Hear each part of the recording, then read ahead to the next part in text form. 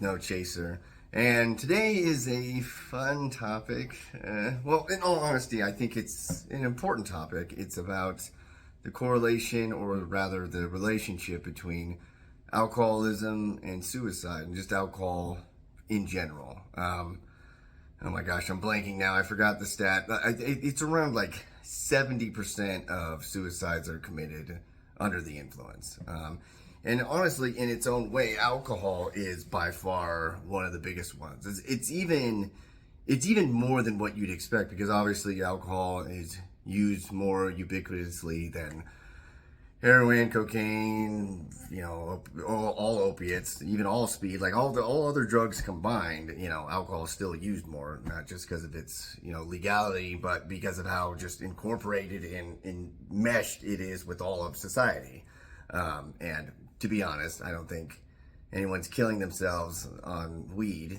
To not say that, I've talked about it before in segments in the past, but there is, weed is not completely harmless, but alcohol is a particular sort of, like, as I was saying, even if you take out the factors of how much more it's used, you're just more likely to kill yourself on alcohol than any other drug. And especially, if you're an alcoholic, because obviously, if you're living the life of an alcoholic, it's a real struggle. The farther it goes on, it's one of those things where they call it progressive and chronic and fatal. It gets worse and worse, and it takes, from you, or rather, it puts you in a state where you start giving away the things in life that you care about. And so, and it's not just that, it's bad enough. People go through a lot of struggles with substance abuse, and things that also exacerbate, like trauma or mental illness that comes with the co-occurring sort of package, if you want to call it, of substance abuse. But when it comes to alcohol in particular and suicide, one thing that I had heard a lot of times with people in recovery, people in treatment, especially people when they're at, kind of one of their lower states, like they just got out of a bender, or, they've just been struggling trying to get sober over years. And, this sentiment I'd heard a lot was, I was never a person that ever considered suicide, and I thought I never would, but either recently or I've gotten to that place. Like, there's a lot of people, I'll be honest, for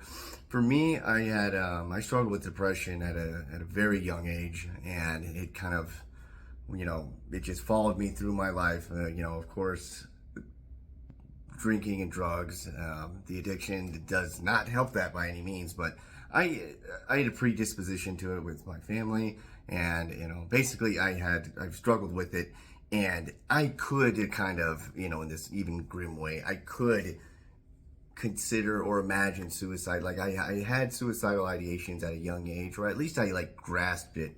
A lot of people out there, and I would say most, at least early in their lives, or, young, even when they're, teenagers and young adults are emotional, they're going through a lot of stuff. Most people don't really, when I say consider suicide, I mean actually just, mentally and emotionally put it on the table as a possible option. Not something you're going to do indefinitely, but something that you just keep in the back of your mind. A lot of that is not I would say, at least, and from all sort of studies and surveys that have been longitudinal and have been widespread, just even more than America, because we're so important, but even more than that, just it is not a normal sort of it's not a normal human experience to be deeply considering suicide in your life. And so, with these people that I'd met that were alcoholic, and they never had any sort of underlying mental illness problems or trauma, but just believe me, addiction's bad enough. They would say stuff like that. Like, they would just say, I never considered suicide. I never thought of it. People's even their concept or kind of the morality of suicide changes, where, some people used to think it was weak or super immoral and just unforgivable. And like a lot of things in life and in the human experience, once you sort of get to that, once you experience what others have been talking about and you realize what it's actually like to feel that way, you start making reconsiderations about how immoral it is, or how, how only weak people feel that way. But with that being said, I remember in an interview I had done, one of the first public episodes. I know a lot of you came from interviews and conversations I had with my friend who hosts the Revolutionary Left Radio, and in a few other interviews that I've done, smaller ones, and just in some talks that I had given throughout my life. There's always that question of, if you could give advice to a person struggling, what's the one thing you would say? And in my own mind, I tried to, I could try to speak as eloquently and as uniquely as possible, but you're going to come across a lot of the same things, as far as advice goes. And I always thought just to give the advice that is just simple and that I think that could be the most helpful in something that they may not have truly considered. And my advice was always, if you're struggling with addiction, and especially alcohol, regardless of what you think about them, do not have a firearm in your house. And that's, again, this is not to get in any sort of murk of discussion about firearms or guns or anything like that. I just mean, even if you're totally pro-gun, just do not, if you are still engaged in active alcoholism or addiction, no judgment there, but specifically alcoholism, if you're in that, do not have a firearm in your house. And a lot of people would, even people in active alcoholism, would pull back and just say, well, I'm struggling, man, but I'm not going to kill myself. And the thing of it is, what makes alcoholism so acutely deadly, there's other things, like more specifically opiates come to mind, especially like with the fentanyl epidemic, that they're the more acutely deadly sort of afflictions, for overdoses and things like that.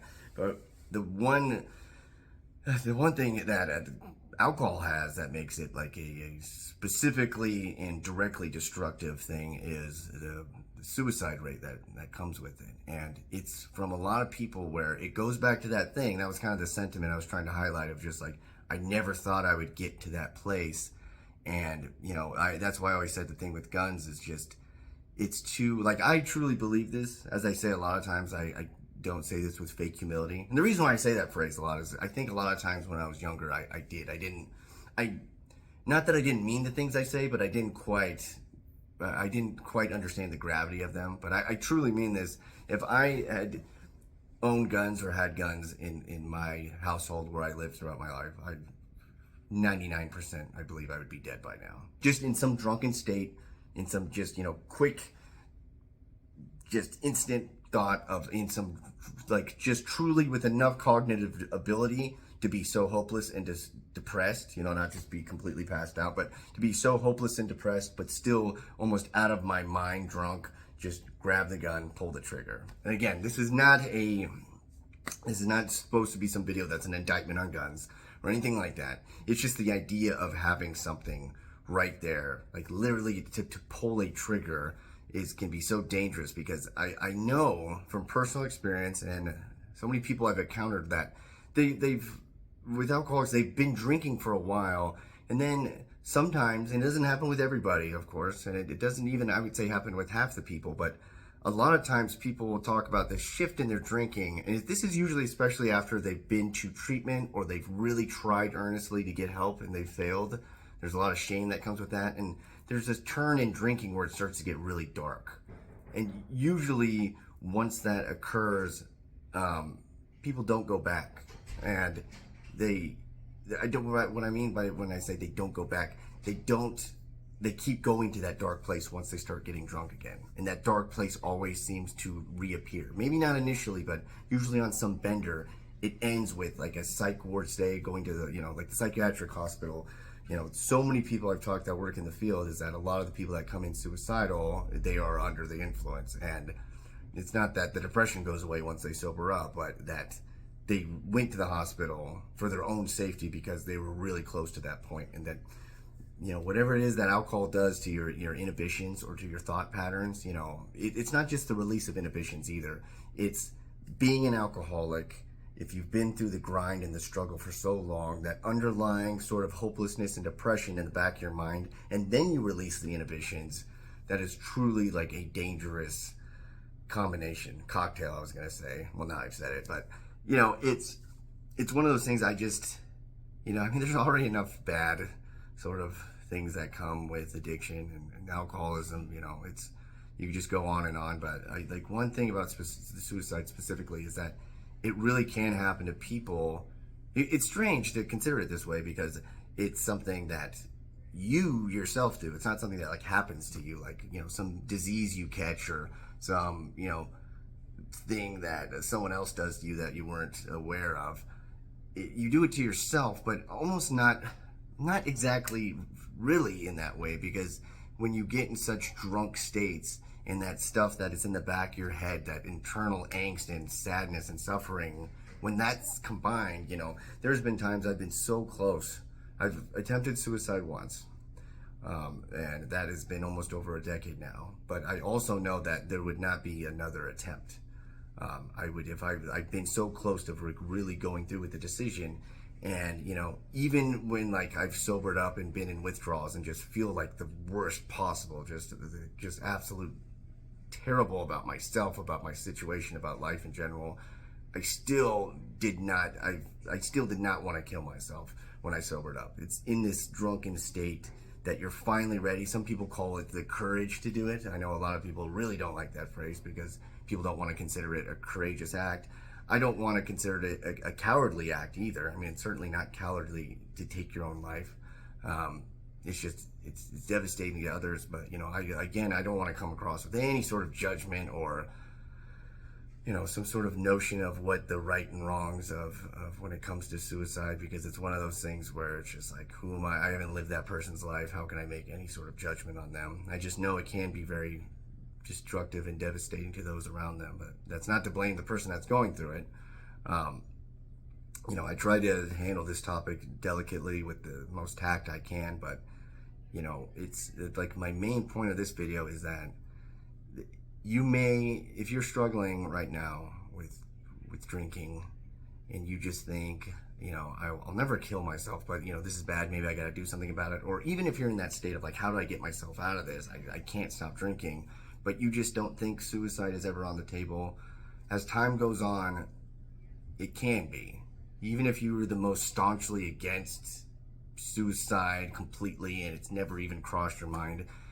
I mean, alcoholism just has that way of changing things. It has that way of making you go past limits you never thought you would. I mean, this happens with everything else. It happens with, I would never drink and drive. I would never drink and drive with my children in the car. I would never steal things. I would never, get into a fight or punch anybody. I would never, drink in the morning or at work. Like all those lines you crossed, if you say I'd never commit suicide, well, that's just another line that you may cross that you never thought you would.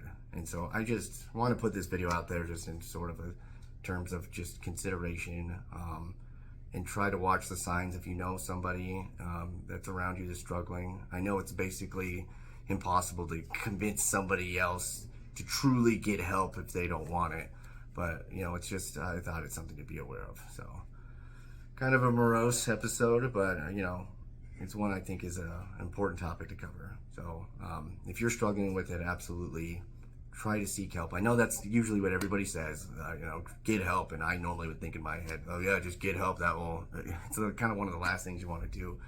And so I won't even, if you're struggling out there, just try to give life another chance. You don't know what life will bring, And then the last thing I'll say is that if you never thought it could get this bad, it did get that bad. So if you never thought it can turn around, that might happen too. Not a great motivational thing, but I try to be honest in them, and so you can turn around. Just try to seek help where you can, or just try to talk to a friend. Other than that, be well.